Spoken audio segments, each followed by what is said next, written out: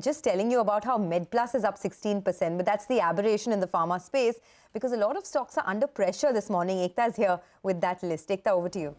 Thanks for that. Well, yes, I'll start with Aurobindo, where the investor call, in fact, brought up quite a lot of concerns with regards to the US business, which missed estimates this time round.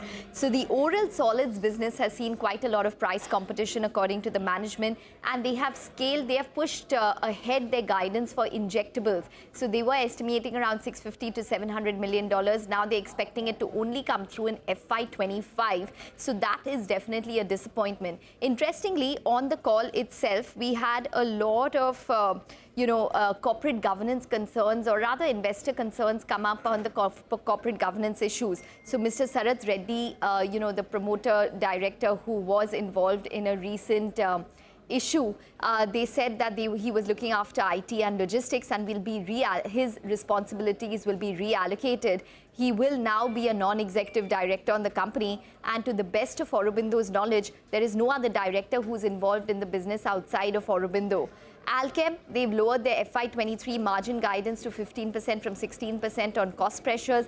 The US market was impacted by price erosion, which was in double digits. Nomura has downgraded the stock to neutral with a target price which is cut to 3,487. Now, a bunch of pharmaceutical stocks, Dr. Reddy's, Natco, Zydus, Sun, all of them are in focus on account of the innovator Bristol-Myers Squibb of Revlimid generic, which is basically the blockbuster cancer drug, along with Natco as well as Teva, which were the first filers, launchers of this particular generic version in March of 2022, have been there's been a lawsuit initiated by Walgreens, which is basically a distributor of drugs in the US, saying that there was unfair competition or delayed generic competition in this particular blockbuster cancer drug, Revlimid generic. What this does do is that it is a potential overhang going forward. There is a lot of back and forth which takes place, and it is likely that there could be similar suits which could be filed on other generic companies, such as Dr. Reddy's, which had exclusivity on 2 strengths when it came to Revlimid generic. So the street is fearing that,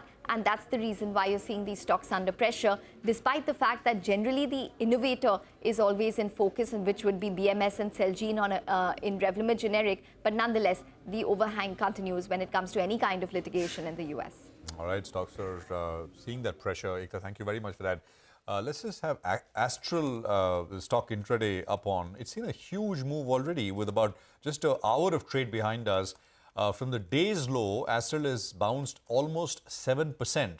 You know, the initial cut was very sharp. The low was about 1880 or so, and we are back at about 2021 on the price. Sonal is here to tell us what the numbers look like. Sonal, over to you. Well, the numbers were weak, Prashant, and that was led by the sharp decline that we saw in PVC resin prices, leading to huge inventory losses across the piping system, and that's why Supreme also reported very weak set of numbers.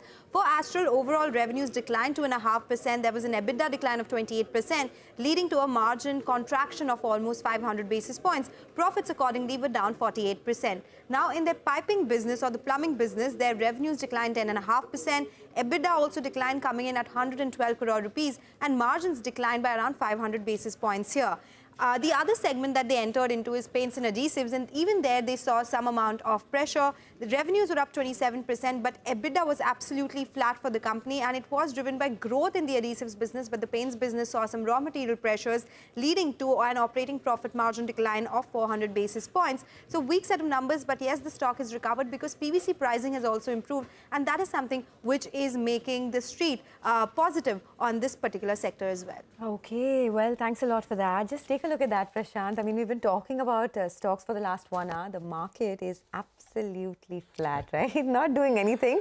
Maybe a little gyration here and there, but give and take everything, it's been so quiet today. We've not had this kind of a day for a long time, right? I mean, big gaps, big opening gaps higher or lower, but this is almost unchanged, basically. 18,351. Where we left off on Friday is where we are with an hour of trade behind us now.